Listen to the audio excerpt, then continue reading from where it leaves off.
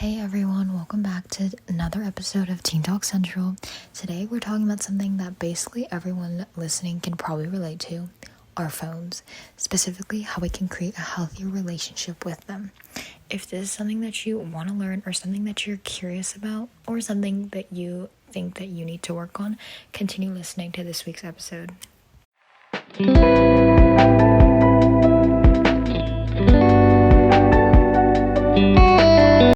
Okay guys, so let me ask you this. Have you ever opened TikTok for like 5 minutes and then suddenly it's like 2 a.m. or maybe you're studying for a test, but your group chat keeps blowing up and before you know it, it's an hour gone. Phones obviously connect us, but they can also drain us. So the big question is, how do we find balance? Because honestly, as a teenager these days, it is so hard to figure out a good bone life balance. So our phones are basically designed to keep us hooked. This is not an accident, it's on purpose.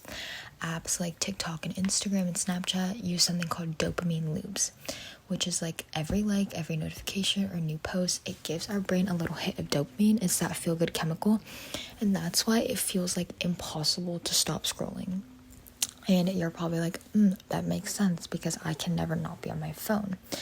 And then this kind of creates like the endless scroll feeling where you never hit the bottom of the page.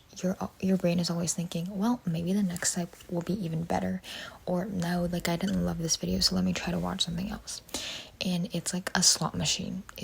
You're constantly thinking you can do better or find more, which is where you end up in this cycle.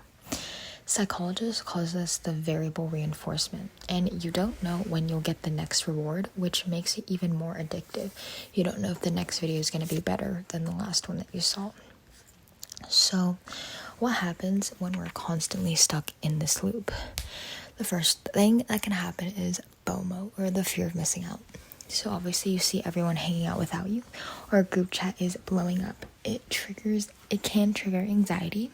Psychologically, this lowers your self-esteem and can increase anxiety. FOMO can make it hard to put your phone down because it can potentially cause anxiety from you missing things or people hanging out.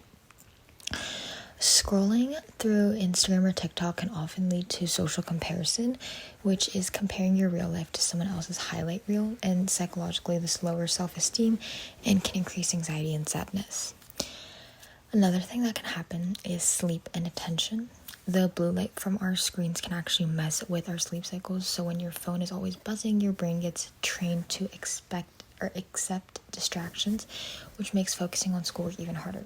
So I feel like a good example of this is if you are studying for a test and you just like keep getting texts from a group chat, instead of focusing on the studying for the test, which you know you should do, you instead scroll on the group text and then you start texting them, and then it kind of ends up in this never-ending cycle, which is not good. And for the blue light, your bodies are naturally trained to go to sleep at a certain time. Because of technology, we've actually kind of learned how to bypass that by using blue light, and also just like wanting to constantly see or watch something. It makes it harder for humans to naturally fall asleep now. So phones are not just like time wasters, they actually affect how we feel day to day, which is really, really important when it comes down to just being able to live a normal, fun life. If you are addicted to your phone, you can never feel satisfied without using it. So the next question that I have for you is, okay, we know all this stuff, but how do we do it? Here's some things that I have personally done to try to kind of limit my phone usage and in general just have a healthier relationship with my technology. So I start with smaller boundaries. I try to do no phone in the morning until I've gotten ready. It's hard when I go to the gym in the morning and I have to use my phone to check in or listen to music, but try to do that, or try to use minimal phone usage, or you can make one meal phone free each day. If you are the type of person to eat, like watch TikTok or something when you're eating all 3 meals, maybe try to limit that to only 1 meal a day, because it makes it easier for your body, because it's basically, your phone is like an addiction, so you can't just cold cut it, right? You actually have to kind of slowly get rid of it. So you can start that by just getting rid of one thing and then slowly getting rid of the rest. So when it comes to phone usage, just like trying to limit the amount.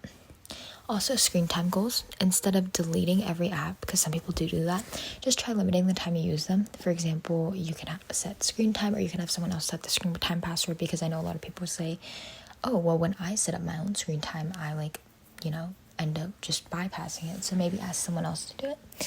And then you can also, if you're able to kind of self-control, you can try to set boundaries, like only checking social media after homework.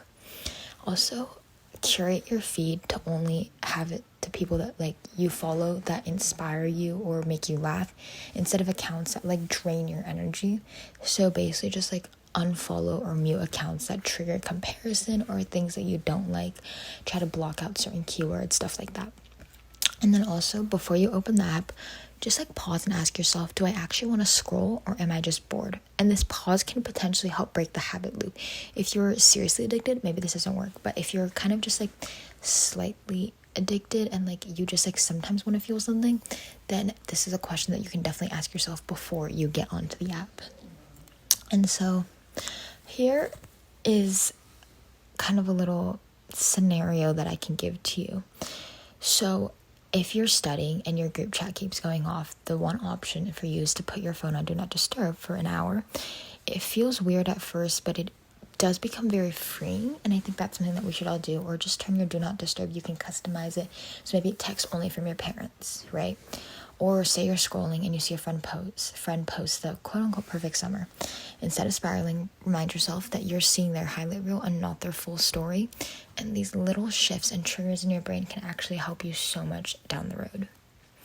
So I just want to remind you guys that the phones aren't the enemy. They're amazing tools, and they can be used in so many good ways if done correctly. The problem is when they start controlling us instead of the other way around. So setting boundaries isn't really about missing out. It's about gaining time back, focus, and peace of mind. And I want people to remember that the balance is the goal, not perfection, right? I'm not saying you have to only have 1 hour of screen time on your phone a day. No, I know that's really hard, but you want to have a balance, which is key. So the challenge for this week is to try a mini digital detox, just 1 hour a day, where you put your phone down and do something else.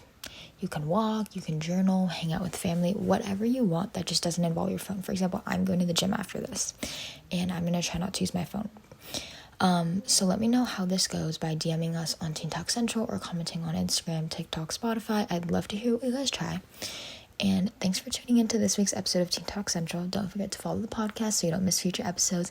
And see you next week. Bye.